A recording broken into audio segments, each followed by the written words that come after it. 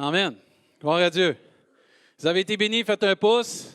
Ça va être tellement drôle, ça. Il y a plein de pouces à l'Église. Ceux qui viennent se joindre à nous, c'est juste pour vous rappeler qu'on fait une pré-ouverture cette semaine. On a invité des gens de notre leadership. Ce n'est pas tout notre leadership, mais des gens qui pouvaient être là pour pouvoir nous aider, pour voir si nos procédures et les choses qu'on a planifiées vont bien fonctionner lors de notre réouverture officielle. On va tous vous donner les détails à la fin de la réunion. Merci d'être là encore ce matin. On va tourner dans nos Bibles, dans Job, chapitre 22, ce matin. Le titre de la prédication ce matin, c'est « Bon rétablissement ». Et Dieu veut rétablir quelqu'un, Dieu veut restaurer quelqu'un ce matin. Et Dieu veut vraiment te bénir ce matin. Là, je m'excuse à la caméra à la maison. Si je regarde des fois dans la salle, ça fait je ne sais pas combien de mois, je suis habitué juste de fixer les yeux sur la caméra. Mais là, il va falloir que je sois poli aussi et que je regarde dans la salle. Mais je vais m'adapter. Merci d'être patient envers moi. Ce matin, on veut voir comment que Dieu peut bénir, peut restaurer, peut rétablir quelqu'un. On dit ça souvent quand quelqu'un est malade ou quelqu'un vit des temps difficiles. On souhaite un bon rétablissement. Et je nous souhaite de la part de Dieu ce matin un bon rétablissement. Je te souhaite, au nom de Jésus, un bon rétablissement. Et dans Job chapitre 22, au verset 21, on va lire les versets 21 à 23. Merci Israël d'être encore là. C'est mon compagnon dans l'œuvre depuis 4 mois. Là, je suis vraiment béni. Hey, c'est le fun de ne pas être juste deux un matin. On a été seuls.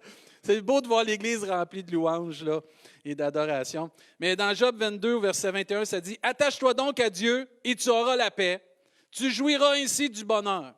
Reçois de sa bouche l'instruction et mets dans ton cœur ses paroles. Tu seras rétabli si tu reviens, pas n'importe qui, au Tout-Puissant. Si tu éloignes l'iniquité de ta tente. » Amen. Les paroles qui sont ici sont prononcées, puis c'est véridique, c'est un ami de Job qui écrit ça, mais en même temps, c'est des paroles qui s'adressent à quelqu'un qui aurait péché ou qui a de la difficulté ou qui vit un temps difficile ou peu importe. Mais Job, lui, il n'avait pas péché. Et c'est un bon conseil qui avait été donné, mais on dirait que la faute qu'il vivait, on dirait que ses amis voulaient mettre ça, tout ce qu'il vivait, voulait mettre ça sur la faute du péché, mais en réalité, Job, il avait été intègre.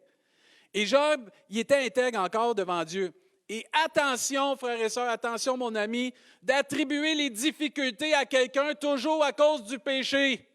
Ce n'est pas parce que quelqu'un vit des épreuves, des difficultés, que ça veut nécessairement dire qu'il vit dans le péché. On a un ennemi qui s'acharne sur chaque enfant de Dieu.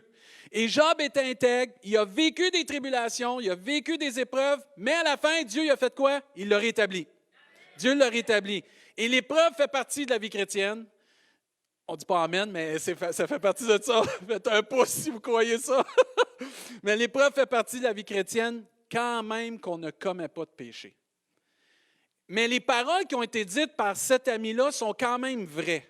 Que si tu t'attaches à Dieu, tu vas avoir la paix. Tu vas retrouver ou tu vas jouir du bonheur. Que si tu reçois de sa bouche l'instruction et tu la mets dans ton cœur, tu seras rétabli quand tu vas revenir au Tout-Puissant, quand tu vas éloigner de ta tente le péché. Et ces paroles sont vraies pour un rétablissement puissant. Puis il y a une personne, je crois, de tout mon cœur, et plus qu'une personne, parce qu'on est tous des pécheurs, on bronche tous de différentes façons. On vit peut-être une difficulté, un temps difficile. On a besoin d'être rétabli par notre Sauveur. On a besoin d'être rétabli par le Tout-Puissant. Et ce matin, si tu as besoin d'être relevé, si tu as besoin d'être remis sur tes pieds, si tu as besoin, parce que tu es fatigué de toujours être à terre, d'être rétabli, bien, sache que le Tout-Puissant peut te rétablir ce matin. Amen. Si tu le crois, dis Amen, fais un pouce, gloire à Dieu. Et voici ce que Dieu dit ce matin pour nous encourager, pour vivre un réel rétablissement. Pas quelque chose d'éphémère, pas quelque chose de passager, pas quelque chose de sensationnel, émotionnel, mais quelque chose de réel, de tangible, parce que notre Dieu est réel. Dieu est réel puis est tangible. Et le mot rétablir, entre autres, veut dire ramener dans son état d'origine. Oh my, ça c'est bon ça. Juste réfléchir à ça, là.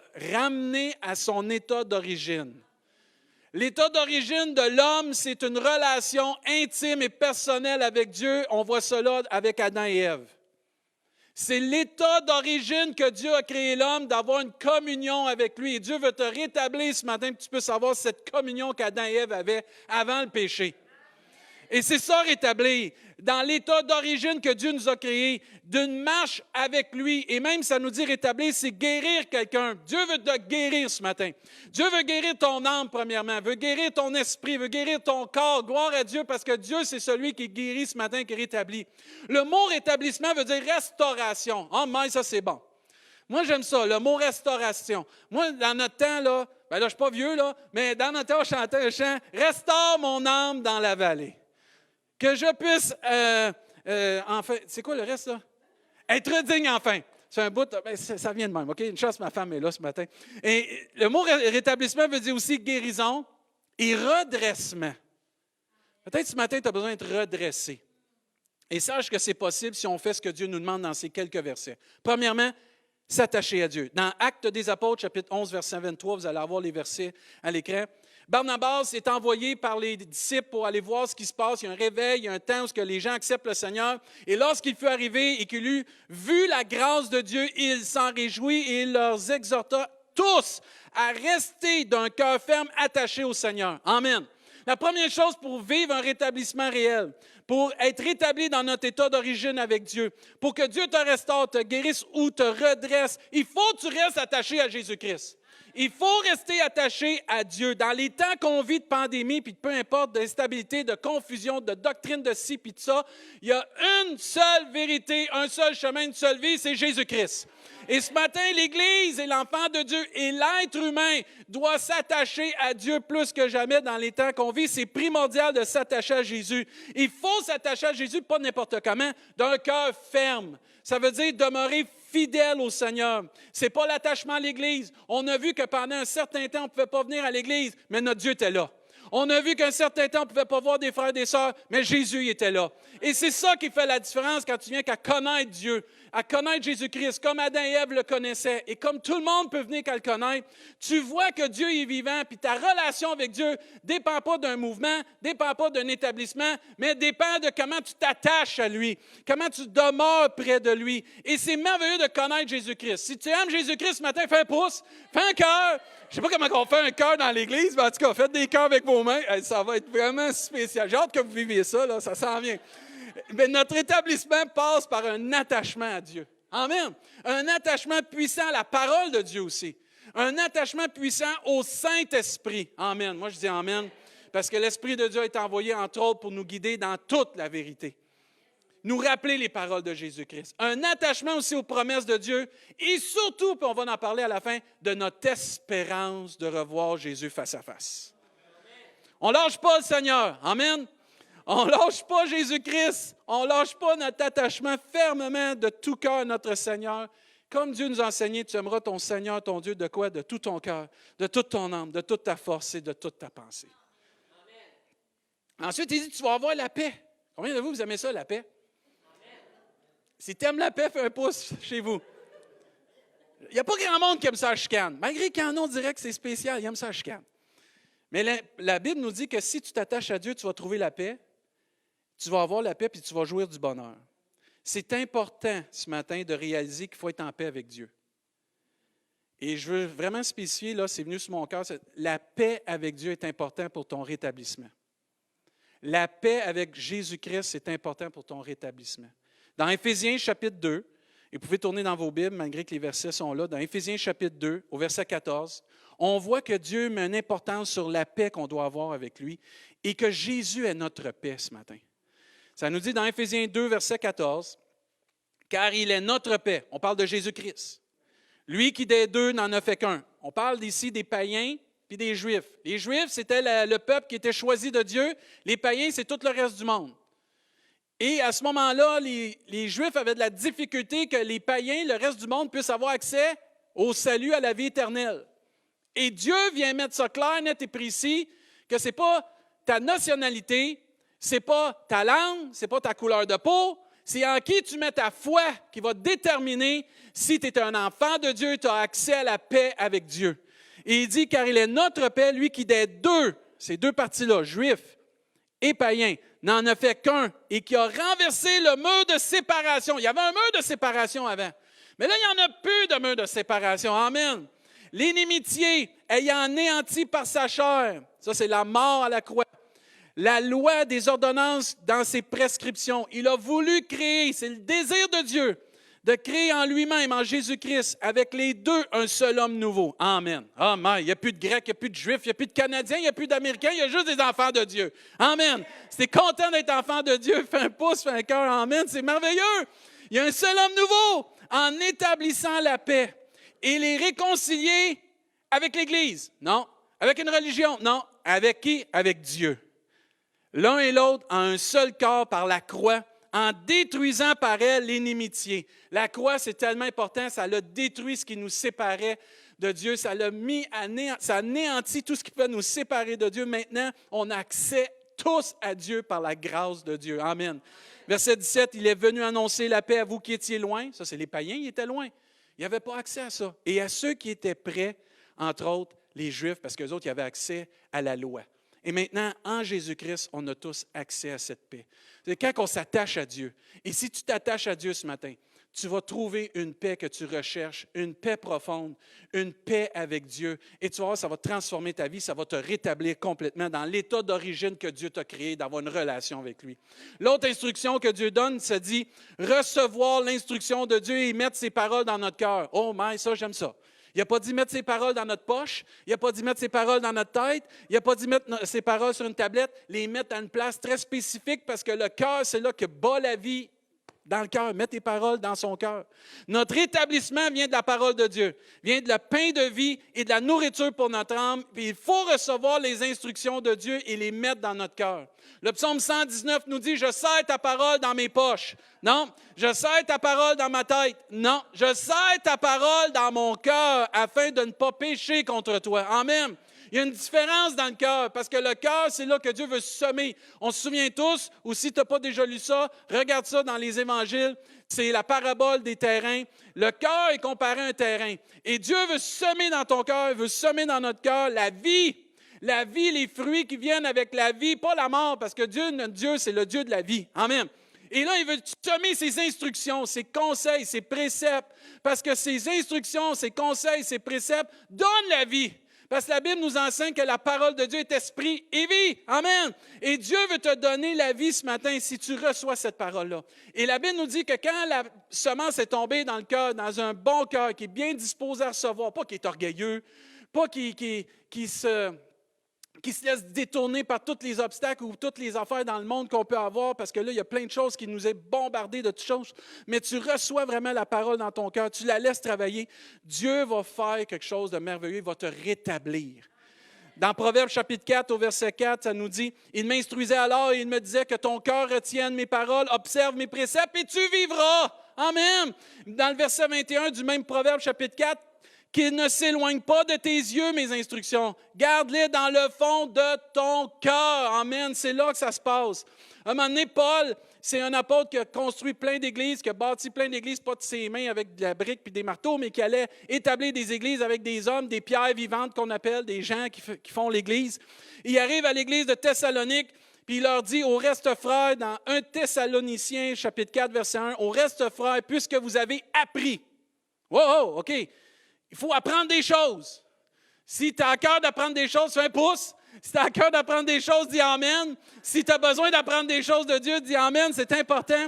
Et il dit, au reste, frères, puisque vous avez appris de nous comment vous devez vous conduire et plaire à Dieu. Oh, ça s'apprend. Plaire à Dieu. Eh oui, ça s'apprend. C'est ça les instructions du Seigneur. C'est ça les recommandations du Seigneur. Et il dit, vous avez appris comment vous devez vous conduire et plaire à Dieu. Et là, ce qui est merveilleux, il dit, c'est là ce que vous faites. Si c'est ça que tu fais dans ta vie, fais un pouce, dis Amen, dis gloire à Dieu, c'est merveilleux. Mais là, il dit, nous vous prions et nous vous conjurons au nom du Seigneur Jésus, marchez de cette façon-là, que vous avez appris, à cet égard-là, de progrès en progrès. Ça veut dire que malgré que j'ai appris des choses, qu'on a tous appris des choses, puis on marche selon le cœur de Dieu, on a encore à apprendre et à faire des progrès là-dedans. Et Dieu veut nous donner ses instructions pour nous restaurer. Dieu veut qu'on reçoive ses instructions ce matin pour qu'on puisse avoir ça dans notre cœur. Parce que la parole de Dieu doit être semée, c'est une semence, elle produit la vie, elle produit des fruits de rétablissement. Laisse, je t'en supplie ce matin, laisse la parole de Dieu semer dans ton cœur. Laisse la parole de Dieu faire une différence dans ta vie. Laisse la parole de Dieu venir changer la situation que tu vis puis te rétablir. Puis regarde bien Dieu te rétablir par sa puissance, par la parole de Dieu.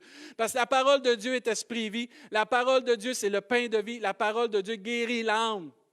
Il y a plein de gens que quand ils ont commencé à lire la Bible, leur âme était affamée. Et quand on est privé de la parole de Dieu, notre âme, ça nous dit qu'elle est affamée. Il y a une famine spirituelle, mais tu peux avoir l'abondance spirituelle par la parole de Dieu qui est le pain de vie ce matin. Et notre rétablissement passe par les instructions de Dieu. Ton rétablissement passe par les instructions de Dieu. Matthieu 11, 28 et 29, c'est des versets qu'on connaît beaucoup. « Venez à moi, vous tous qui êtes fatigués et chargés, je vous donnerai du quoi? Du repos. » Et là, il dit, prenez mon joug et quoi? Et recevez mes instructions. Oh, wow, ça c'est bon ça. Juste là, il faut prendre une petite pause. Là. Dieu veut te donner ce que tu as besoin pour le repos. Mais il ne veut pas que tu l'aies juste une fois. Il veut que tu l'aies souvent le repos. Il veut que tu restes dans le repos. Il veut qu'on reste tous dans le repos. Et ça se fait par les instructions du Seigneur. Quand tu suis Dieu, tu suis ses instructions, tu vas être en mesure de rester dans le repos du Seigneur. Il dit, prenez mon joug sur vous, recevez mes instructions, parce que Dieu dit, je suis doux et humble de cœur. Si vous connaissez Dieu comme un Dieu humble et doux de cœur, dites Amen, faites un pouce, gloire à Dieu. Et là, il dit, vous trouverez le repos de vos âmes. Ah, c'est merveilleux ça, de recevoir les instructions de Dieu. L'autre chose pour vivre un rétablissement, qu'il disait dans Job, il faut revenir à Dieu. Il faut revenir au Tout-Puissant. Oui, mais pasteur, je suis déjà à Dieu. Oui, mais attends une minute. Le rétablissement vient quand on revient au Tout-Puissant. On peut connaître Dieu et s'éloigner de Dieu. On peut ne pas connaître Dieu et être bien loin de Dieu, mais Dieu veut t'avoir proche de lui. Dans Isaïe, chapitre 55, au verset 6 et 7, ça nous dit « Cherchez l'Éternel pendant qu'il se trouve, invoquez-le tandis qu'il est prêt, que le méchant abandonne sa voie, et l'homme d'iniquité ses pensées, qu'il retourne à l'Éternel qui va le punir. » Non. Qu'il retourne à l'Éternel qui va le châtier. Non. Qu'il retourne à l'Éternel qui aura pitié de lui. Amen. À notre Dieu qui ne se lasse pas de nous pardonner. Amen. Et si tu laisses l'orgueil de côté, et si on laisse tous l'orgueil de côté, on revient au Tout-Puissant. Dieu va nous accueillir les bras ouverts comme il l'a fait pour la parabole du Fils prodigue, comme il l'a déjà fait pour plusieurs fois dans nos vies. Dieu, ce n'est pas un Dieu qui châtie juste parce qu'on a fait des choses méchantes. Il nous châtie pour nous ramener dans le droit chemin. Mais il y a des temps où ce que Dieu sait que ce n'est pas le châtiment qu'on a besoin, c'est une main d'encouragement, c'est un pardon, c'est une tape dans le dos, c'est un temps d'amour pour nous restaurer. Et Dieu dit, si tu reviens ce matin, à lui de tout ton cœur, si tu reviens au Tout-Puissant, si tu prends cette décision vraiment de tout ton cœur, tu vas retrouver un rétablissement de ta vie, tu vas être guéri et Dieu va te pardonner. Moi, je dis amen à ça. Dieu nous pardonne encore aujourd'hui. Si tu crois que Dieu te pardonne, fais un cœur parce que ça, c'est l'amour de Dieu. Il doit y avoir une humilité ce matin. On doit s'humilier puis d'avouer qu'on a besoin de revenir à Dieu, qu'on s'est peut-être éloigné de sa proximité. C'est un temps, il faut être à genoux devant Dieu. C'est un temps, il faut être près de notre Sauveur. On vit les derniers temps. Dieu s'en vient bientôt. Moi, je dis amen à ça. Je fais 3 pouces. J'en ai juste 2, mais j'en fais 3 pareils parce que je sais que le Seigneur s'en vient. Mais c'est un temps où il faut s'humilier, il faut mettre de côté la religion, il faut mettre de côté l'orgueil, il faut s'attacher à Jésus-Christ. Il faut recevoir ses instructions. Il faut revenir au Tout-Puissant. C'est tellement important.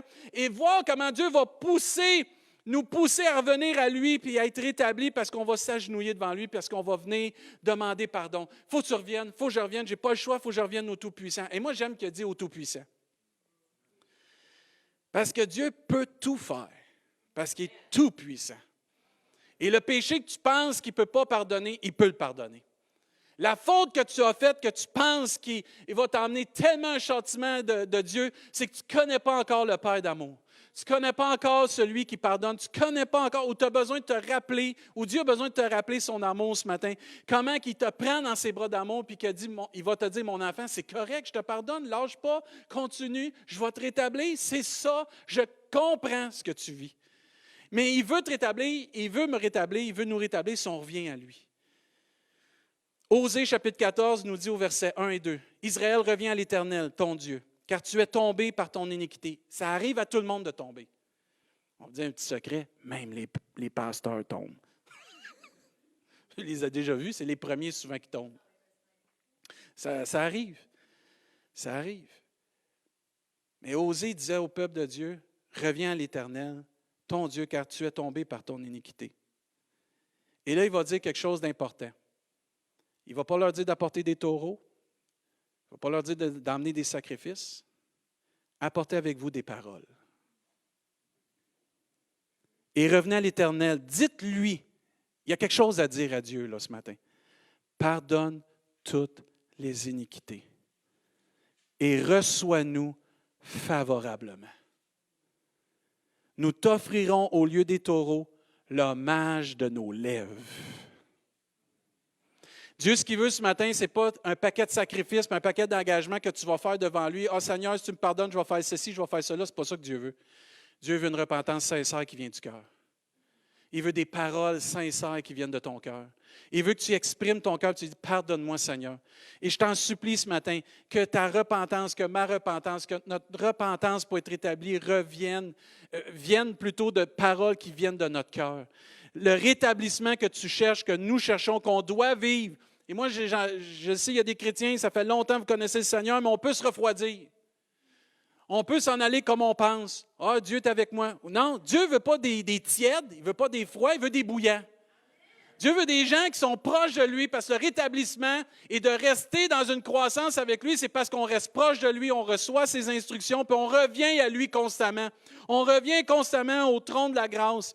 Toi qui écoutes ce matin, là, qui est loin de Dieu, là, reviens au Père céleste. Reviens pas à une religion, reviens pas à une église, reviens à Jésus-Christ, reviens à Dieu, reviens de tout ton cœur à celui qui t'aime vraiment. Reviens à celui qui peut te rétablir, parce qu'il n'y a pas un homme qui peut te rétablir, il y a juste Jésus-Christ qui peut te rétablir spirituellement, émotionnellement et même psychologiquement, si tu veux, puis physiquement aussi, parce que notre Dieu il fait tous les aspects, lui.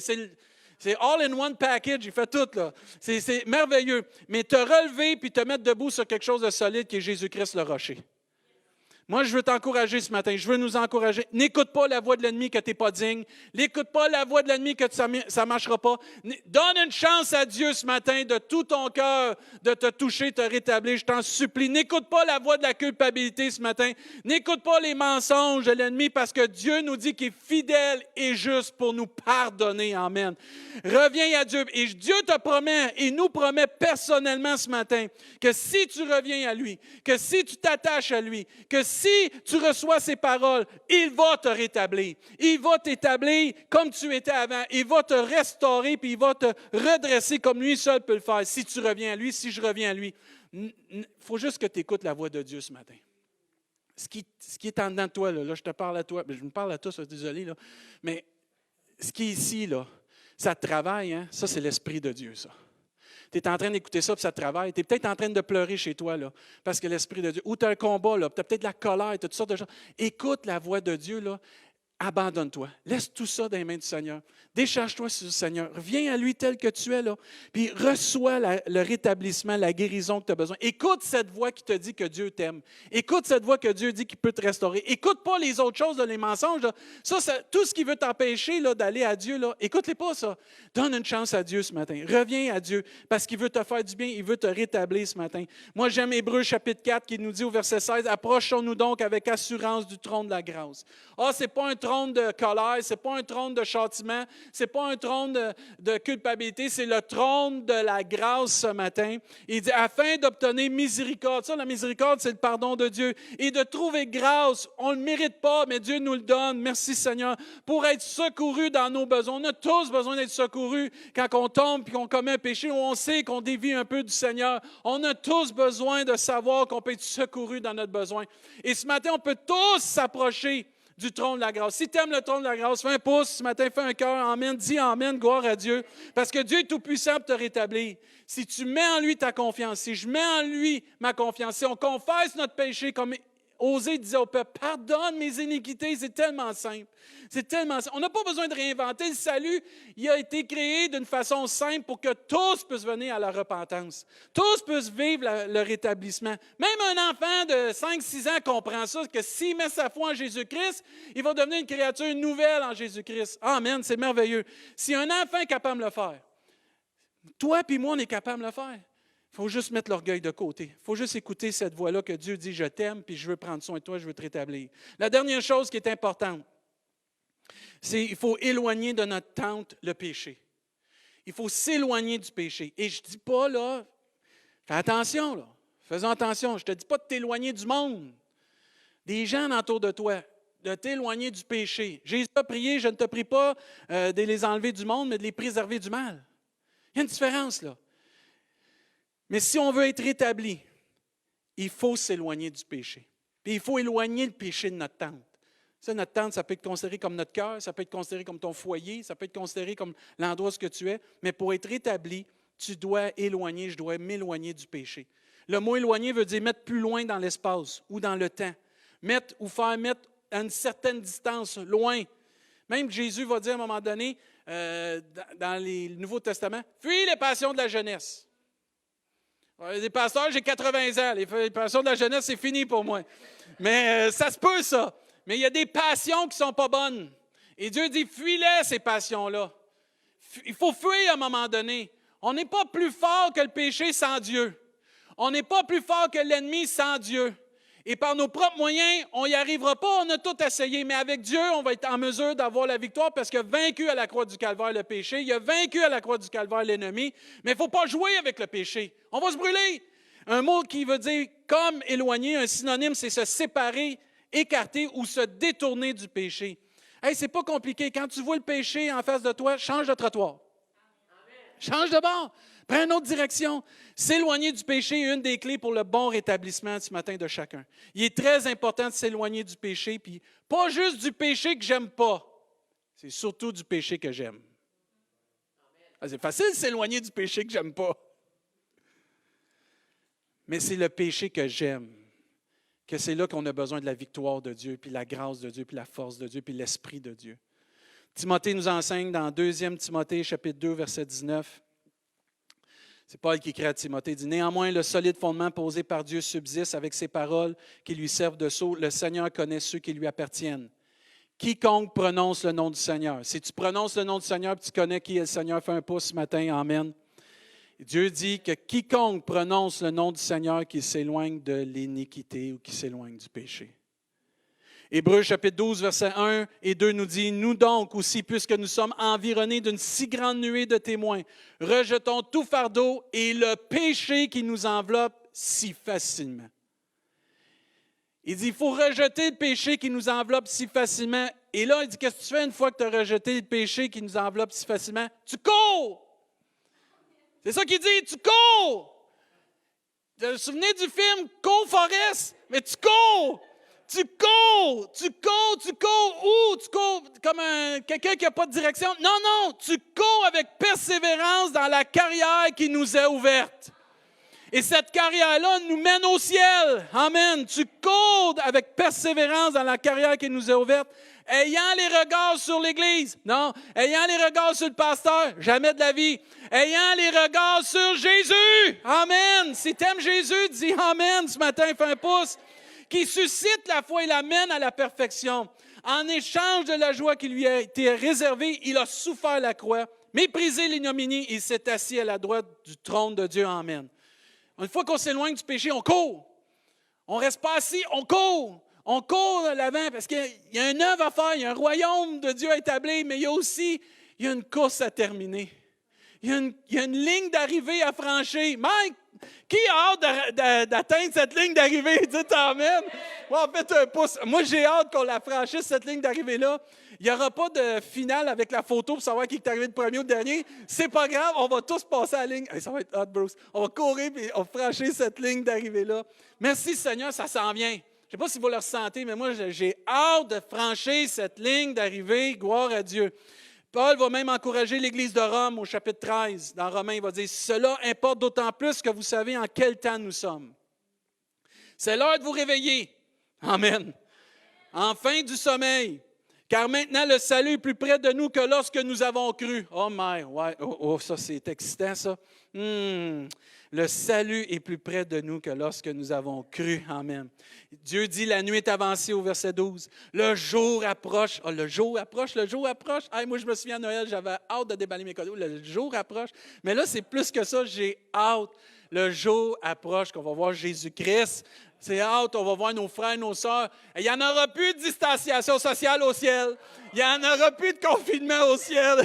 Ils vont tous être corrects au ciel. Ça va être merveilleux. Mais Dieu dit que ça s'en vient. Ce jour-là, il est plus proche que lorsqu'on a cru. Et au verset 12, la nuit est avancée, le jour approche. Là, il dit, dépouillons-nous donc des œuvres des ténèbres. Revêtons les armes de la lumière. Amen. Et il dit, marchons honnêtement comme en plein jour, loin des orgies. Vous savez, il y a un éloignement qui doit se faire, là. Loin des orgies, de l'ivrognerie, de la luxure, de la débauche, des querelles. Amen. On n'en veut pas de ça dans notre vie. Des jalousies, dehors, toutes ces choses-là. Mais là, il dit au verset 14, mais revêtez-vous de Jésus-Christ, de notre Seigneur Jésus-Christ. Et n'ayez pas soin de la chair pour en satisfaire les convoitises. Moi, je dis amen à ça. Je vais inviter l'équipe de louange. Et je termine. Ils vont chanter un dernier chant pour nous. Il est temps plus que jamais pour vivre un temps de rétablissement en s'attachant à Dieu, comme on disait, en recevant les instructions du Seigneur, en les gardant dans notre cœur, en revenant au Tout-Puissant, puis aussi en s'éloignant du péché. Et quand tu médites toutes ces choses-là, dans le fond, ce que ça dit, c'est le temps de vivre sous la grâce. C'est le temps de vivre sous la grâce de Dieu. Là, tu vas dire, explique-moi ça un peu, là. Dans Tite, chapitre 2, verset 11, je veux que vous écoutiez, là, peut-être les versets ne seront pas à l'écran, mais je veux que vous écoutiez. Il est temps plus que jamais de vivre sous la grâce de Dieu. La grâce de Dieu, ça nous dit, car la grâce de Dieu est source de salut pour tous les hommes. Elle a été manifestée. Qui a été manifesté pour tous les hommes? Jésus-Christ. Jésus-Christ est la grâce de Dieu. Verset 12, il dit, elle nous enseigne, Jésus nous enseigne, la grâce de Dieu nous enseigne, à renoncer à l'impiété et aux convoitises mondaines et à vivre dans le siècle présent selon la sagesse et la justice et la piété. Il est temps de vivre sous la grâce de Dieu. Il dit, en attendant la bienheureuse espérance. Elle nous enseigne à renoncer à ces choses-là en attendant de vivre notre bienheureuse espérance. Hey, ça, c'est hot, ça! Hey, au ciel, ça va être un corps nouveau, des rues en or, un cheval, un nom nouveau, tout, qu'est-ce que tu veux. Lis l'Apocalypse, c'est plein d'affaires qui nous est... Toutes les bénédictions que Dieu a pour nous, qu'on a travaillées par la grâce de Dieu, puis que Dieu nous réserve dans le ciel. Mais il y a des trésors glorieux qui s'en viennent en attendant la bienheureuse espérance. Amen! Si tu as hâte de voir Jésus-Christ, fais un pouce ce matin, dis Amen, c'est merveilleux. Il dit, c'est le temps de vivre sous la grâce de Dieu, parce que la grâce de Dieu, c'est pas juste de vivre comme que je veux, c'est de vivre en accord avec ce que Dieu demande. Amen. C'est de s'attacher à lui, de recevoir ses instructions dans mon cœur. Amen. De revenir à lui puis de m'éloigner du péché. Il dit, en attendant la bienheureuse espérance et la manifestation. Oh, wow! De la gloire de notre grand Dieu sauveur Jésus-Christ. Amen, amen. La gloire de Dieu s'en vient encore plus, frères et sœurs. Ce qu'on goûte là, c'est bon, là. Mais au ciel, ce qu'on va vivre, c'est la plénitude de la gloire de Dieu. Moi, je m'en irais, là. C'est, Seigneur, viens nous chercher. C'est trop bon. J'ai hâte de vivre ça. Verset 14, il s'est donné lui-même pour nous, afin de nous racheter de tout péché et de se faire un peuple qui lui appartienne. Purifié par lui et zélé pour les bonnes œuvres. C'est ça notre course. C'est ça notre course. Il y a un temps où Dieu va rétablir toutes choses. On va se lever à notre place. Peut-être, vous, si vous voulez vous lever à la maison, vous pouvez vous lever. Là. Mais je veux juste qu'on termine avec une couple de versets. Dieu nous enseigne dans Actes des Apôtres. Moi, ça m'a encouragé ça, cette semaine, ça m'a béni. Mais tu sais, quand tu dis tu tressailles de joie, là, Tu sais, ça te remplit, là, ta coupe déborde de joie. Là. Tu sais, il y a un chant qu'on chantait, c'est facile de chanter, c'est facile de prier quand ta coupe déborde de joie. Hey Mike, que c'était facile. Parce que dans Actes des Apôtres, chapitre 3, verset 19, il dit « Repentez-vous et convertissez-vous pour que vos péchés soient effacés. » Il dit « Afin que des temps de rafraîchissement viennent de la part du Seigneur et qu'il envoie celui qui a été destiné, Jésus-Christ. » Oh boy! Le rétablissement passe par la repentance. Le rétablissement passe par un attachement proche de Dieu. Tu es proche de Dieu, tu le tiens ferme dans ton cœur, tu reçois ses instructions, tu reviens à lui, tu t'éloignes du péché. Et ça dit, repentez-vous, convertissez-vous pour que vos péchés soient effacés, mais aussi afin que tu vives des temps de rafraîchissement, de rétablissement de la part de Dieu. Puis ces temps-là, savez-vous, c'est quoi ces temps-là? On peut les prendre pour les temps qu'on peut vivre maintenant, mais ce n'est pas vraiment le but. C'était pour nous dire, parce que tu te repens, au ciel, tu vas vivre des temps de rafraîchissement. Parce que le Seigneur s'en vient bientôt. Et parce que tu décides ce matin de revenir au Tout-Puissant et tu prends la décision de suivre Jésus et tu demandes pardon de tes péchés, vraiment, si tu viens à être une nouvelle naissance en Jésus-Christ, un enfant de Dieu, tu vas vivre, nous allons vivre, tous les enfants de Dieu, un temps de rafraîchissement lorsque Jésus-Christ va apparaître pour venir nous chercher. C'est la destinée de Jésus-Christ. C'est notre destinée de vivre des temps de rafraîchissement. Mais que le ciel, c'est merveilleux, puis la vie éternelle en Jésus-Christ, c'est spécial, c'est super, c'est glorieux. Moi, je remercie le Seigneur parce qu'on va vivre ça un jour. C'est pas des rêves, c'est pas quelque chose qui est inventé par l'homme, c'est une promesse. C'est une espérance vivante que ça nous dit et elle est ancrée dans notre âme. Ah, my. Moi, j'aime ça parce que ici, c'est comme les bateaux. On connaît ça à Rimouski. Moi, je ne connais pas grand-chose, mais je sais qu'il y en a qui connaissent ça. Mais une ancre, c'est pogné dans notre âme. Excusez l'expression. C'est pris dans notre âme. Et quand Dieu va tirer sur l'ancre, il va relever l'ancre. Qu'est-ce qui arrive? Le bateau quitte. Et tous ceux qui sont dans le bateau, amen, s'en vont au ciel par la grâce de Dieu. Amen. Si tu es né de nouveau, dis amen ce matin. Oh, tu peux vivre ça ce matin. Tu peux avoir cette espérance-là ce matin. Oh, je prie que le Seigneur puisse vraiment te toucher ce matin. On va courber nos têtes, on va fermer nos yeux, on va prier. Puis après, on va laisser l'équipe de louange nous conduire dans un champ, puis on va revenir avec beaucoup de nouvelles pour l'Église. Seigneur, on te rend grâce ce matin. Parce que tu es un Dieu qui est accessible. Et on te prie pour cette personne ce matin, ou ces personnes qui ont besoin d'un rétablissement puissant de ta part, Seigneur Dieu. Il n'y a pas un homme qui peut rétablir quelqu'un spirituellement. Il y a juste toi qui connais le cœur de l'homme parce que tu l'as créé. Et Père, on vient devant toi, pas par des sacrifices, pas par des œuvres, mais par des paroles sincères de notre cœur et une foi en toi, une confiance en toi. Pardonne nos péchés. On veut s'attacher à toi. On veut entendre ta voix puis garder tes instructions dans notre cœur. On veut marcher selon ton conseil, Seigneur Dieu, pour être établi. Oh Père, on veut revenir à toi, parce qu'il y a un seul salut, un seul chemin, une seule vérité. Nul ne vient au Père que par Jésus-Christ. Puis on veut s'éloigner du péché et vivre vraiment sous la grâce de Dieu dans cette nouvelle alliance. Merci parce que tu nous rétablis maintenant ici-bas. Mais merci pour le rétablissement qui s'en vient de ton royaume et de tout enfant de Dieu qui va vivre dans l'éternité, dans ta présence, Seigneur, on est reconnaissant.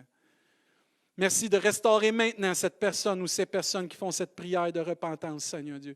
Que tu touches dans leur cœur, tu les convaincs par ton esprit parce que, Seigneur, la conviction ne vient pas d'un homme, ne vient pas d'une église, ne vient pas rien d'autre que du Saint-Esprit. Et cette voix qu'ils entendent dans leur cœur, c'est le Saint-Esprit, Seigneur Dieu, qui convainc de venir à toi. Et on te rend grâce et les anges se réjouissent maintenant parce que des personnes se tournent vers toi et reçoivent le salut et la vie éternelle en Jésus-Christ. Car Dieu a tant aimé le monde qu'il a donné Jésus-Christ afin que quiconque croit en lui ne périsse point, mais qu'il ait la vie éternelle en Jésus-Christ. La vie éternelle, c'est qu'ils te connaissent, toi, ô Dieu. Père, je te prie pour cette personne qui vient qu'à te connaître maintenant, ou à cette personne qui revient à te connaître comme son sauveur. Merci pour cette grâce ce matin. Au nom de Jésus, on te prie, Père. Amen et amen. On va chanter un dernier chant, puis après ça, on revient avec d'autres nouvelles. Alléluia.